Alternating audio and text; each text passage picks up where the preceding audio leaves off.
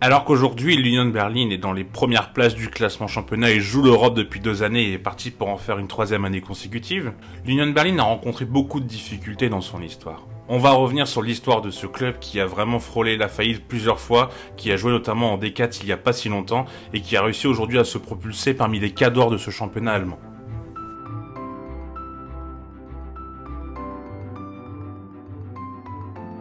Bonjour à tous, j'espère que vous allez bien, écoutez-moi. Tout va pour le mieux, très heureux de vous retrouver pour cette nouvelle vidéo, et aujourd'hui, vous l'aurez compris, on va donc parler du championnat allemand, et on va parler en l'occurrence de l'Union Berlin. Voilà, ce petit club qu'on voit de plus en plus, on entend parler un peu plus, j'avais envie de faire une vidéo dessus, car je trouve que c'est plutôt un modèle du genre, et que ça fait du bien de voir ce petit club familial réussir dans un foot qui est de plus en plus business, donc voilà, c'est pourquoi j'ai décidé d'en parler. Si la vidéo vous plaît, n'hésitez pas à la liker, n'hésitez pas à vous abonner, ça apportera énormément, c'est un sujet qui va pas forcément attirer beaucoup de personnes. Donc plus vous likerez, plus l'algorithme recommandera la vidéo. Donc voilà, si vous pouvez liker, ça prend 2 secondes et ça apporte énormément pour la chaîne. Donc merci beaucoup. J'en profite pour vous remercier également pour la vidéo sur Rennes qui a vraiment très bien marché. Donc merci beaucoup. Et c'est parti, on va rentrer dans le vif du sujet.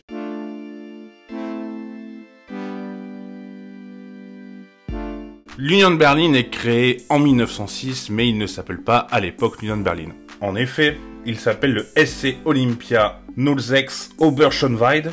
Et en raison de leur tenue bleue, ils sont surnommés les mécaniciens. Et de là vient aussi du coup le cri de raillement des supporters de football Eisern Union, ce qui va donner en 1909 l'intégration du nom Union dans le nom du club et ça s'appellera désormais l'Union 06 Oberschöneweide. En 1966, donc 60 ans après avoir joué pas mal le championnat de Berlin, car c'était des championnats régionaux à l'époque, ils ont également joué à un moment dans l'Anschluss, donc c'était après l'annexion de l'Autriche en Allemagne, c'était un championnat où par exemple en 1938, ils ont joué la finale contre le Rapid de Vienne, donc voilà.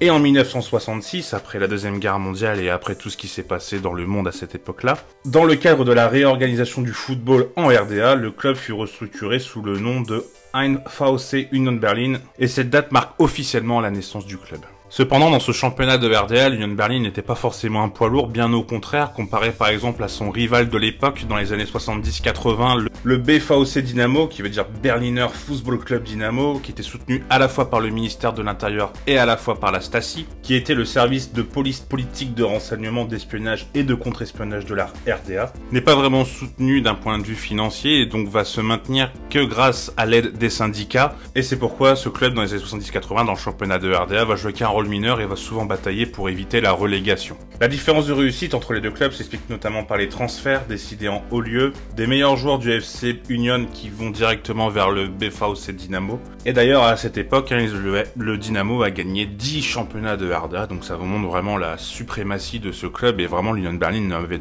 tendance à ne pas exister, et comme je l'ai dit, vu que les bons joueurs partaient, forcément c'était difficile d'être compétitif dans ce championnat de RDA. Après la réunification allemande qui a lieu le 3 octobre 1990, en raison de problèmes financiers, la fédération refusa par 2 fois en 93 et en 94 d'accorder au FC Union la licence indispensable pour accéder en 2e division. Mais le club finit enfin par accéder à cette division en 2000-2001.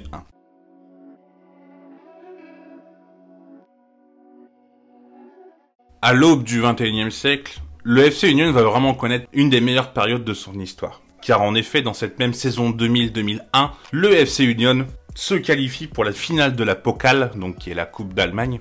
Et le club berlinois va donc aller jusqu'en finale, mais va s'incliner contre un cador allemand de l'époque, ce qui est malheureusement plus vraiment le cas maintenant, mais le Schalke 04, où ils vont perdre 2-0. Sauf que Schalke finit 2e de la boulie à cette période-là, et donc l'Union Berlin se retrouve qualifiée alors qu'ils sont en D2, en Coupe de l'UEFA, ce qui est quand même un exploit. Donc ils vont goûter à l'Europe un peu malgré eux, et ils vont aller quand même jusqu'au 2e tour, mais ils vont se faire éliminer par le club bulgare du Litex Lodz. Malgré ce parcours en Europe, c'est un club qui va continuer à végéter dans la Bundesliga 2, et ils vont même lutter contre la relégation à plusieurs reprises, et vont descendre 2 fois de suite en 3e division et en 4e division, donc en 2004-2005, avant de remonter en 3e division en 2006. En 2007, alors qu'ils sont en 3e division, un homme va vraiment être très important, un nouvel entraîneur en la personne de Uwe Neuhaus, qui va être entraîneur de 2007 à 2014, il va vraiment faire progresser énormément le club. Après avoir gagné la 3e division, le club remonte et ils vont même jouer la montée lors de la dernière année du mandat d'Ueno House en tant qu'entraîneur de l'Union. Mais malheureusement, en 2013-2014, le club va un peu chuter à la fin de ce championnat et le FC Union va donc finir seulement 9e et va rester en Bundesliga 2. D'ailleurs, pendant cette période, il y a un autre fait marquant qui va vraiment qui va un peu montrer cette identité de l'Union qui est vraiment très proche de ses supporters, qui est d'ailleurs un club associatif, pas comme les socios au Barça, mais c'est un peu le même système de fonctionnement. C'est que le stade doit être rénové en 2008 car il est complètement en ruine. Et ils ne peuvent pas vraiment faire quelque chose parce qu'ils ont vraiment des moyens très modestes, comme j'expliquais, et ça s'est pas forcément, ça s'est pas forcément amélioré dans les années 2008. Et c'est pas la première fois que le club frôle la faillite, au début des années 90, d'ailleurs c'est ce qui leur avait empêché d'être en Bundesliga 2, donc ils ont eu du mal ils ont frôlé la faillite. Ils ont également frôlé la faillite en 2004 quand ils ont commencé à en descendre en 3e division. Mais ils ont survécu grâce aux dons des supporters et grâce aux amis du club. Et en 2008, c'est encore une fois les supporters et cette solidarité qui va permettre à ce stade d'être rénové. Ce plan marquant qu'on va appeler le An der Alten Forsterei, dont certaines parties ont été réalisées uniquement grâce aux travaux donc de bénévoles. Et le 8 juillet 2009, le stade va être donc inauguré après 13 mois de révération durant laquelle 2000 travailleurs volontaires ont effectué plus de 140 000 heures de travail bénévole. Je trouve que c'était important d'en parler parce que ça vous montre vraiment comment est ce club. C'est vraiment un club familial et le fait de les voir jouer les premières places, c'est vraiment quelque chose. Il y a 15 ans, comme je vous l'ai dit, ça n'avait pas rénové un stade. On en parlera après dans l'avenir où le stade va être agrandi, mais voilà, ça vous montre vraiment que ça s'est vraiment joué. Si le club est aujourd'hui aussi haut, c'est grâce à cette solidarité et je trouve que c'est un beau modèle du genre.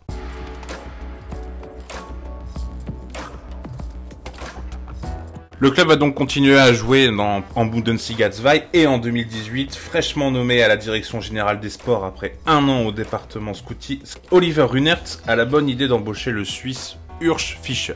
L'entraîneur helvétique était sur le marché après un bon travail pourtant du côté du FC Bâle. Et au bout d'un an, l'Union Berlin qui devenait un peu un outsider pour la montée, l'Union va enfin monter en Bundesliga sur l'année 2019.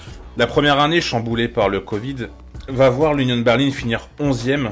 Et l'année d'après, le club va finir 7e et va donc se qualifier pour l'Europa Conference League.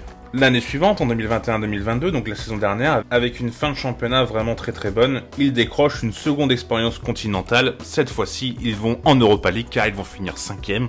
Donc le club continue à évoluer et continue surtout à réussir de manière pérenne. À laquelle d'ailleurs on peut ajouter une élimination en Pokal contre le Rasenballsport Leipzig en demi-finale. C'est eux qui gagneront d'ailleurs la coupe et ils se sont fait éliminer lors des arrêts-jeux. Donc vraiment ça s'est pas joué à grand chose. C'est vraiment fou de se dire qu'après tant d'années de galère, le fait d'être monté et d'avoir juste changé d'entraîneur et d'avoir un nouveau président, le club va beaucoup mieux parce qu'il n'y a pas forcément eu d'investissement, enfin même pas du tout. Et ce club continue quand même à grandir et continue à réussir. Je trouve ça vraiment beau et avec un entraîneur qui ferait vraiment du très bon travail, qui a su notamment se renouveler tactiquement. Urs Fischer était plutôt un adepte du 4-3-3 du côté du FC Bâle. Il a réussi à se passer en 3-3-2-2 en phase offensive, mais en général c'est plutôt un 5-3-2, car Urs Fischer a plutôt tendance l'équipe d'Urs Fischer, a plutôt tendance à laisser le ballon à ses adversaires, à jouer plutôt en transition rapide, en contre-attaque, avec une optimisation des coups de pied arrêtés notamment, où vraiment ils sont très très chirurgicaux. Dans ce FC Union, il y a un peu un côté Diego Simeone, je trouve, de l'Atlético Madrid. Dans l'animation, clairement, le club berlinois, il laisse vraiment la possession à son adversaire, comme je l'ai dit tout à l'heure.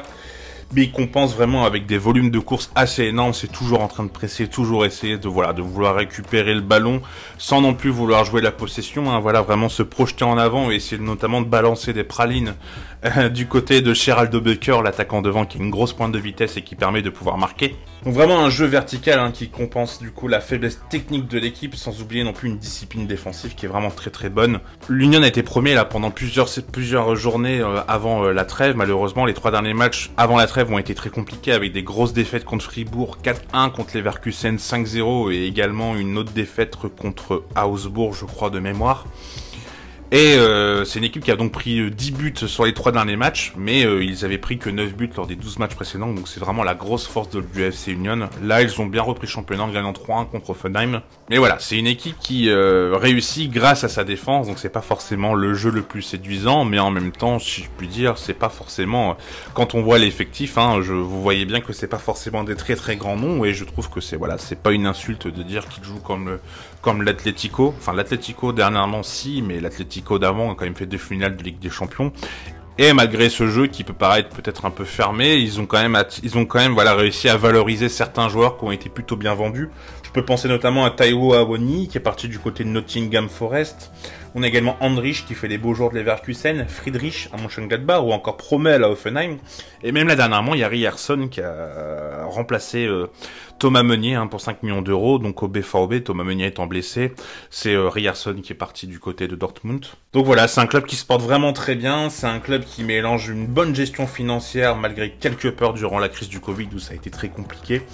Et le projet de jeu n'est donc certes pas séduisant pour les puristes de Joga Bonito, mais qui obtient vraiment de super résultats. Et cette gestion financière, vu que le corps se porte bien et puis que c'est corrélé avec des résultats sportifs vraiment très bons, le stade va enfin être agrandir, car là actuellement il n'y a que 22 000 places et c'est vraiment un petit stade champêtre si je puis dire.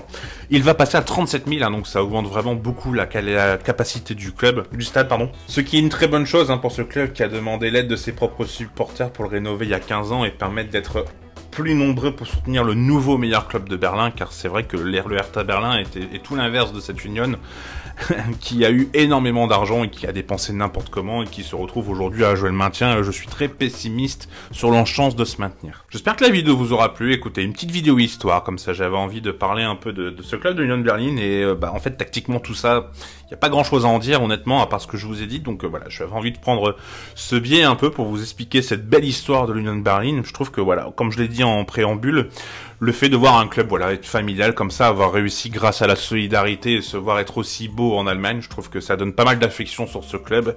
Et même si quand on regarde l'Union Berlin, c'est vrai on voit pas de super matchs malgré des bons joueurs comme Geraldo Becker, comme il y a Siebatcheux qui est arrivé notamment il y a pas longtemps. Et voilà, c'est un club qui se bat avec ses armes, qui est très intelligent, et je trouve que c'est très très beau de voir cette Union Berlin être au sommet de Bundesliga, et voilà qui va jouer dans quelques semaines contre l'Ajax en 16e de finale d'Europa League. Si la vidéo vous a plu, en tout cas, n'hésitez pas à vous abonner, n'hésitez pas à liker. Il y a une prochaine vidéo qui va sortir dans les prochains jours. On va repartir en France. On va parler d'un autre club français, un club français qui se porte plutôt bien, on a déjà parlé cet été, je vous en dis pas plus.